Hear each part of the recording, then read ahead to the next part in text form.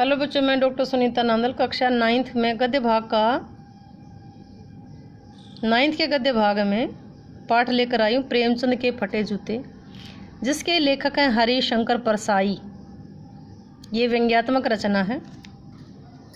आइए इसका सार पढ़ते हैं। प्रस्तुत पाठ में लेखक ने एक और प्रेमचंद के व्यक्तित्व की सादगी, दूसरी ओर आज के समाज में फैली दिखावे की प्रवृत्ति पर प्रकाश डाला है।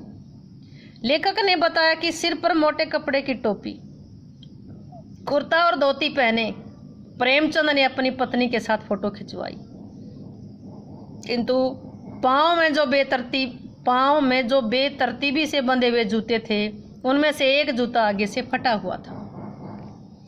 फोटोग्राफर ने तो क्लिक करके अपना काम पूरा कर दिया होगा, किंतु प्रेमचंद जी ने अपने दर्द की गहराई से निकलकर जिस मुस्कान को फोटो तक लाना चाहते थे, वो बीच में ही रह गई होगी। उनके चेहरे पर दर्द के भाव साफ झलकते थे। प्रेमचंद के फटे जूतों वाली फोटो को देखकर लेखक चिंता में पड़ गया कि फोटो खिंचवाते समय पोशाक का ये हाल है तो वास्तविक जीवन में क्या रहा होगा। किंतु फिर ख्याल आया कि प्रेमचंद जी बाहर भीतर की पोशाक रखने वाले आदमी नहीं थे। लेखक सोच में डूब गया कि प्रेमचंद तो हमारे साहित्यिक पुरखे हैं, फिर भी उन्हें अपने फटे जूतों का जरा भी एहसास नहीं। उनके चेहरे पर बड़ी बेपरवाही और विश्वास है। किंतु आश्चर्य की बात यह है कि उस समय प्रेमचंद के चेहरे पर व्यंग भरी हंसी थी। लेखक सोचता कि प्रेमचंद ने फोटो खिंचवाने से मना क्यों नहीं कर दिया। फिर लगा कि पत्नी ने यानी कि आग्रह किया होगा। लेखक प्रेमचंद के दुख को देखकर बड़ा दुखी हुआ। वह रोना चाहता है, किंतु उसे प्रेमचंद की आंखों का दर्द भरा व्यंग्य रोक देता है। लेखक सोचता है कि लोग तो फोटो खिंचवाने के लिए कपड़े जूते की बीवी तक उधार मांग लेते हैं, फिर प्रेमचंद ने ऐसा क्यों नहीं किया। आजकल लोग तो इत्र, सेंट लगा करके, परफ्यूम लगा करके फोटो खिंचवाते हैं ताकि फोटो में खुशबू आए। गंदे व्यक्तियों की फोटो खुशबूदार होती है। लेखक को प्रेमचंद का फटा जूता देखकर बड़ी ग्लानि होती है। लेखक अपने जूते के बारे में सोचता है कि उसका जूता भी कोई अच्छी दशा में नहीं था। उसके जूते का तला घिसा हुआ था, लेकिन ऊपर पर्दे का तो ध्यान था, इसलिए उंगली बाहर नहीं निकलने देता। वह फटा जूता पहनकर फोटो तो कभी नहीं खिंचवाएगा। लेखक का ध्यान प्रेमचंद की व्यंग भरी हंसी की ओर चला जाता। वो सोचता है कि उनकी इस रहस्यमयी हंसी का भला क्या रहस्य हो सकता है। क्या कोई हादसा हो गया था, कोई मर गया था, होरी मर गया था, हल्कू का खेत नील गाय चर गई थी। ये कहानी है। जो गोदान उसका नायक था, हीरो था होरी, उस कहानी का होरी मर गया था। ये हल्कू पुस की रात कहानी है। उसका लेखक का हल्कू जो खेती करता है, उसके यानी कि फसल जब तैयार थी तो नील गाय उसके सारे खेत को चर जाती थी। अब हल्कू उदास यूं था कि जिस जमींदार की ज़मीन उसने बो रखी थी, जमींदार को बटाई का पैसा भी देना था, जमींदार से बीज तेल पानी के लिए जो पैसा लिया था वो भी देना था। अब मजदूरी करके ये मालगुजारी भरनी पड़ेगी। इसलिए क्या वो हल्कू यूं उदास था कि उसकी नील गाय खेत चर गई थी। ये घीसू का बेटा माधव अपनी पत्नी का कफन बेचकर शराब पी गया था।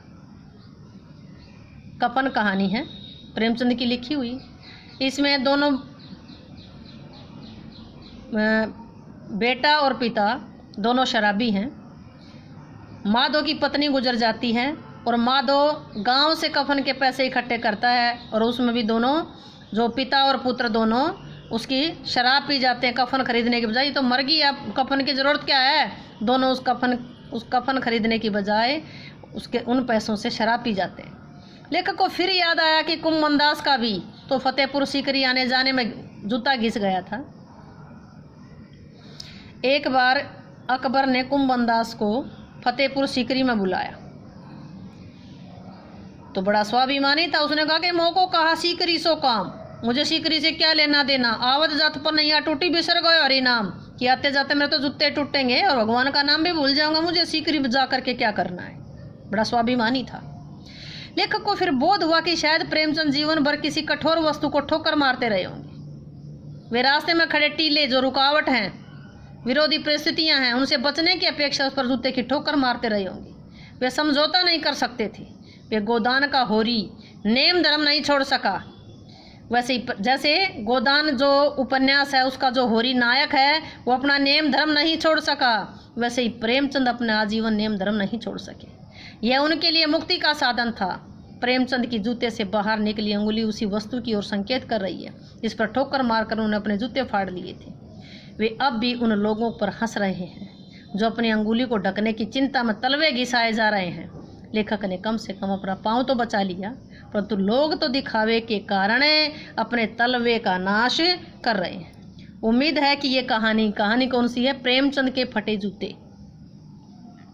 ये आपको अच्छे से समझ आई होगी। समझ आई है तो वीडियो को लाइक करें, शेयर करें, चैनल को सब्सक्राइब करना ना भूलें।